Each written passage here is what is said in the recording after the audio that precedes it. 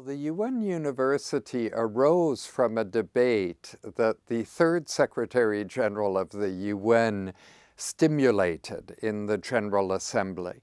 This was U Thant, a Burmese scholar and politician.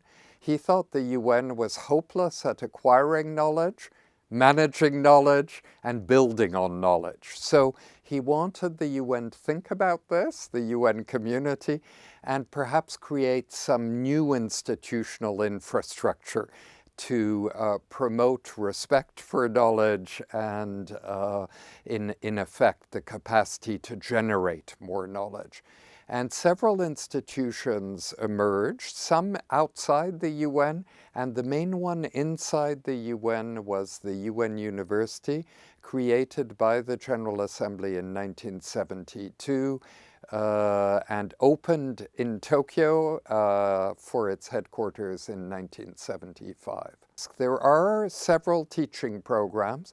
We are in 15 locations throughout the world, and so Japan is the headquarters with one scientific institute and a think tank for the UN called the Center for Policy Research. The Scientific Institute runs a couple of academic programs, a doctorate and a master's in the science of sustainability. So quite narrow, quite high quality, jointly taught with Japan's top-ranked university, the University of Tokyo. A couple of our programs in Iceland are dead center of the work that FAO does. One is on land use and land management. It's a very good high-end training program directed towards primarily professionals and senior students from the developing world. And the second one is a fisheries management program, also in Iceland, quite large, focused nearly as much on research as on education and training. We were elected to chair the Global Migration Group, this group of international agencies working on migration, as a result of some very promising new work that our new institute in Barcelona, created 4 years ago, was able to generate in the field of migration. It focuses on migration. Its perhaps greatest specialty is xenophobia, but it's interested in every aspect of migration. And so that caused all of our programming to reflect a bit about how our different vectors of research intersect with migration.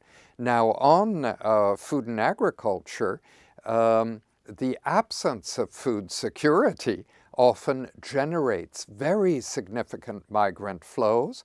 More positively, in much of the world, we see many people in rural areas, particularly the principal breadwinner in a family, migrating towards often newer urban centers to make a little bit more money, much of which is sent back to the family still in the rural area and still practicing agriculture. So we see families continuing to practice agriculture, but also wanting an urban income as well as simply working often on a very small plot of land, yielding very limited income in a country like Bangladesh or India.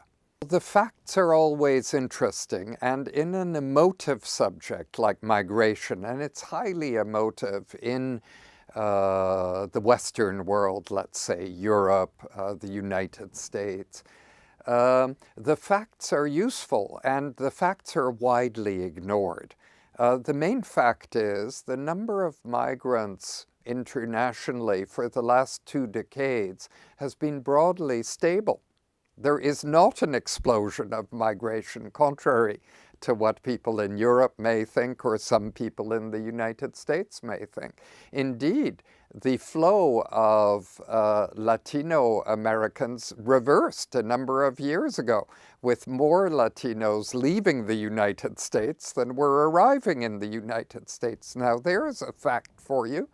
But there's no doubt that as a result of the Syrian crisis, as a result also of the collapse of governing authority in Libya, the flow of migrants, some of them refugees, others simply economic migrants, to Europe exploded in 2015, and that created new political anxieties, new saliency, because those of us in the West were very self-absorbed. If it's happening to us, it matters. If it's happening in the rest of the world, it doesn't matter at all.